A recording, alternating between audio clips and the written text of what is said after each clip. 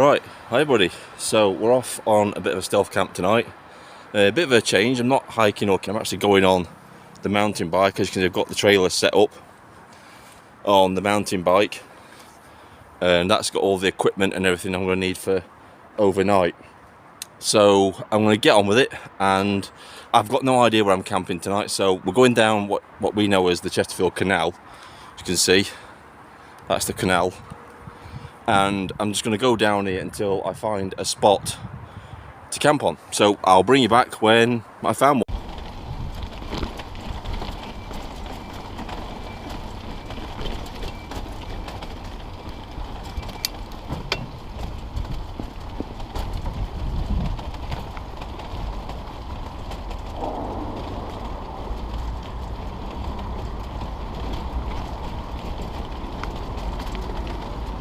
Thanks, mate. All right.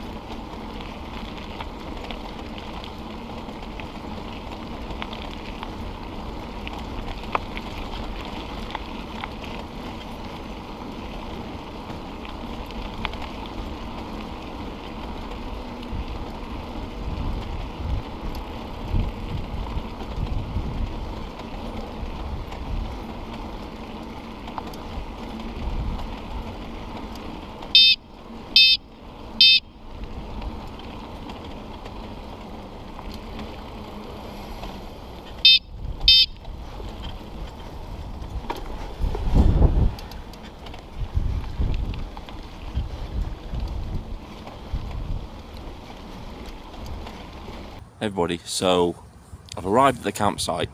It's down there. You can see the bike's down there. I'll be camping in those trees tonight.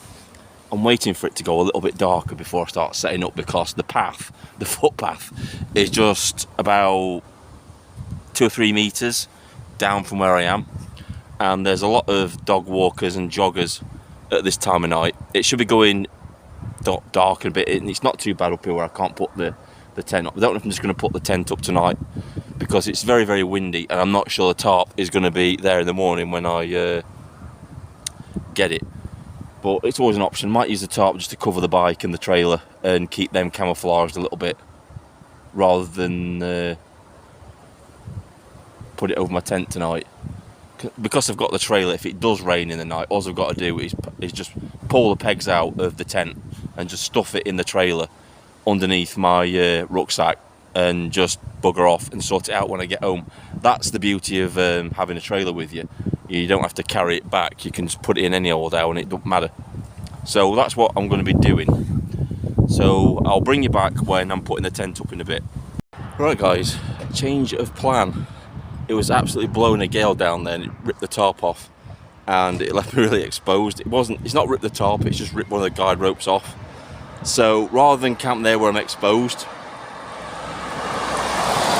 I'm going to go and do a stealth camp that I said I was going to do ages ago, and that's go and stealth camp under the M1. So I'm heading there now. Right guys, that there is the Great Bear warehouse, That's another big warehouse across from it. And just over there on the horizon, I'll zoom in, you can probably see it from here. You'll see all the car lights. See all those car lights over there? That's the M1 motorway.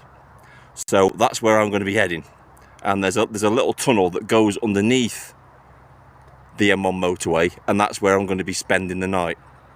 If you go back to one of my previous videos, scouting future stealth locations, you'll see it in the daylight a bit better if you want to go and have a look at that. But you know, obviously in the morning you'll be able to have a good look at the tunnel. So yeah, that's where I'm heading. Somebody down there, somebody coming on the that's the path down there. That actually looks like a car. There's a car coming down the path. Oh, that is strange.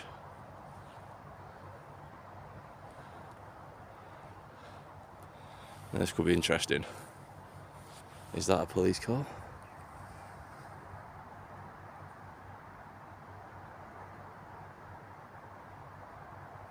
I don't know if that's a lot of car. If that's a car, or it's just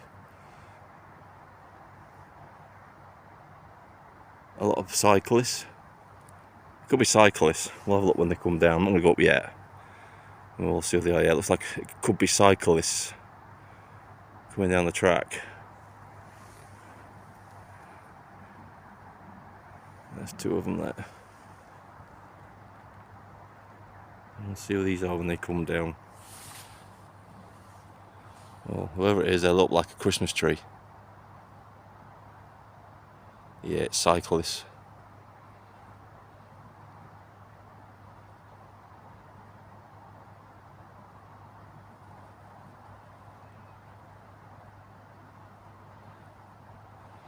Yeah, it looks like a cyclist. Anyway, that's where I'm going to be heading, on that track where they've just come from, along there and up to the M1 motorway. So I'll bring you back when I get to it. So getting close to the M1 now, as you can see. And there, that's the M1 motorway. And right in the middle there is where I'm going to be spending the night, in a tunnel that goes underneath it. Everybody, I know you can't see my face at the minute, I'm here. I'm just having something to eat. I've set the tent up and everything, I'll show you that in a bit on the night vision. But yeah, everything's set up, just having something to eat. I'm having this again, you can see, I don't know if you can see that down there.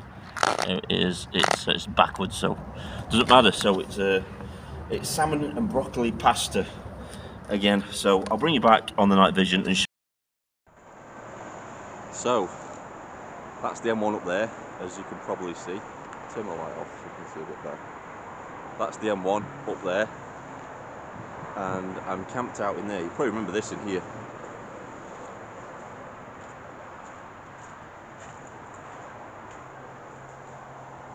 It's like something out of the Blair Witch Project.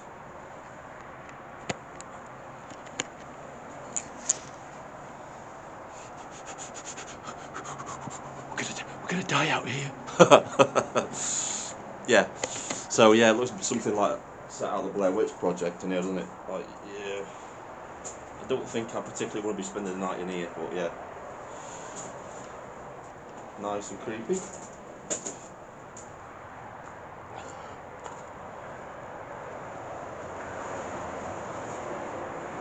I'll have a walk down here. I don't think I'm going to be getting much sleep tonight, not with the fact that, you know, the M1's basically my roof tonight. So, just went up there for a bin. I just had something to eat. I've had another Summit meal. Really nice they are. Broccoli and salmon again. This time it was a little bit spicy, which was quite nice. I like spicy food. So this is where I'm going to be spending the night. So this used to be an old railway line. This is why we've got this tunnel up on here. I've got to be a little bit careful because there's been one or two people walking past. Got talking to two guys. They're going to look at the channel, which is interesting. Try to find out where I am now. Down here, I think. There I am. There we are. That's the setup. So this is a gear top one-man tent. It's a bivvy tent, and that's what I'm going to be spending the night in. I saw a review of this on YouTube before I got it, and it was a lady who does a lot of camping. She wanted to know if little bivvy tents were, you know, any good or anything like that.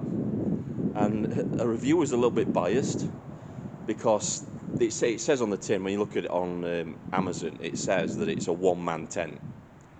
But what she did was, she was complaining there was condensation inside the tent, which is a common thing.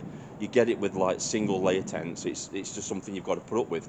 But what she had done was, she'd stuffed her rucksack under the air vent. She stuffed the rucksack under there, under the air vent, and she got inside the tent with a bloody great dog. It was like a Great Dane. Now, at the best of times, you yourself are going to produce a hell of a lot of condensation when you're breathing. So if you're in a little tent like that with a massive dog, then yeah, there's going to be condensation, especially if you block up the air vent with your rucksack. I think it was one of these people that didn't really know how to use a one-man tent or a little bivvy tent like this. And I always recommend, the reason I'm not doing it tonight is because obviously I've got a roof over my head tonight. But these little tents like this, it's well worth your time also investing in a little tarp, like what I've got down there. A little tarp, if you're out in the wilderness, just stick it up between two trees and get it over the top of you, and have a nice little area over the top where you can do your cooking, you can chill out and just get out the rain. And it makes putting these things down a hell of a lot easier if you're undercover as well, because obviously you don't want to be struggling around taking out your sleeping gear and everything like that, especially if you're doing a multiple day camp. You don't want having all your stuff wet through because you didn't bring a tarp with you. These things always go hand in hand with a tarp as far as I'm concerned. You really are risking it if you just take one of these out and just chance it. You really are. Anyway, enough of my rambling. Inside, I'll show. What I'll do is I'll make a separate video and show you what stuff I use to sleep. I've actually got a little. If I can find it, if it's in here, I think it's in here actually. I'll get it out. Yeah, this is it. So this little thing here is a. I don't know if you can see it. I probably can't see it on there. Turn this off again. But I'll make a video about this. This is actually a little heated sleeping bag liner. What you do is you pop one of your a battery charger in there, and it's got settings. It's got low, it's got high, and you know what? It really does take the chill out of the night when you have that on. You just put it on for a little bit, and it really does take the edge off things during the night. And I swear by it. I thought when I got it, well, is this going to be a little bit gimmicky? Is it going to work? And it works really well. It really helps to loft up if your sleeping bag and that sort of thing. And if you get a bit cold in the night around your feet, you can just put it on and it takes the chill off. I really like it. It's really cool. And if I think about it, I'll leave a link to the place on Amazon where I got it from if you want to check it out. But I recommend it. I'm not sponsored by these people. This is just my kit that I've got for my personal use. If you want to choose something else, then that's up to you, but that's what I use. But yeah, so this is my home for the night. I'm not sure which one this is actually. I think it's the Gear Top 2 tent.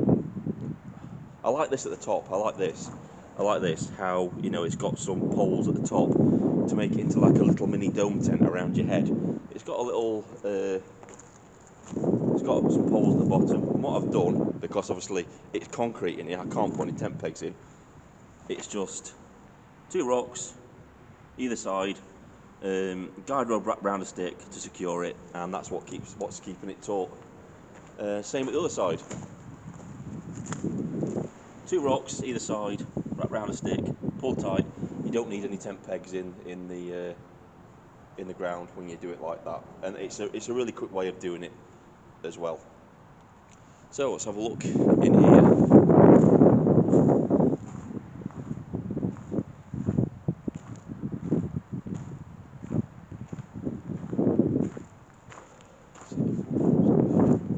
It's really dodgy. I can't. You can probably see where I am, but I can't see because the night vision on these cameras Not very good, but yeah, it kind of peaks off around about there. Yeah, it's really eerie in here. Oh, yeah, so what I'm going to do, guys, is there's really not much to do in here in the dark now, so I'm going to get down for the night, and I will see you in the morning. Hello guys, so I'm back in Chesterfield. Bit of a disappointing night. Some, shall we say, local residents returned to the shack that I was videoing earlier. If you look back in the video, the one with a hole in it that's looks like been caved in or kicked in or punched in or whatever, and it sounded like they were arguing over drugs or whatever, and they started having a fight in the shack. And I was okay. I thought they'll just probably just sit down and sleep it off after a bit, but they didn't. They came out of the shack and they were still arguing, and they started throwing bottles down into the tunnel where I was. They weren't aiming at me. They didn't know I was down there because they're off the heads on something. They don't really compute like that, do they? But I waited till they'd gone, and then I just packed up and just left. It's really not worth it. You know, I did the camp. I stayed there till about stayed there till about 1 o'clock, and you know, it's just not worth it. You know, I've got a family now. I've got a great life with a great woman who I love and I adore, and I'm just not prepared to risk it over some stupid people that are on a self-destructive path to destroy their own lives. You know, worst case scenario, what could have happened if I'd have actually, you know, stayed there and had an altercation with these people? I would have probably lost some of my equipment, or worse, got some of my equipment damaged. And I'm not prepared to do that. You know, I spent a lot of time, a lot of money building up my kit and stuff. To have it destroyed by a bunch of wasters, it's just not on the cards, you know. Maybe in my younger days, I'd have probably stayed there and gone toe to toe with them. But as you get older, you get wiser, and you realise that sometimes it's best just to walk away from these situations rather than start anything. And that's what I did, you know. So the night's ended on a positive. You know, they're up there doing their thing, getting high or whatever they're doing. I'm down here on my way back to my family. So yeah, it's ended off positive, a positive night. So disappointed I wasn't able to stay there till the full, you know, proper morning sort of thing, and show you guys the sights on the way back, but that'll have to be for another video or another time. But yeah, I'll see you in the next adventure, guys. I'm sorry about this, but you know, it's you can't help it. It's just one of those things, isn't it? So this is Dark Night Camping, signing off.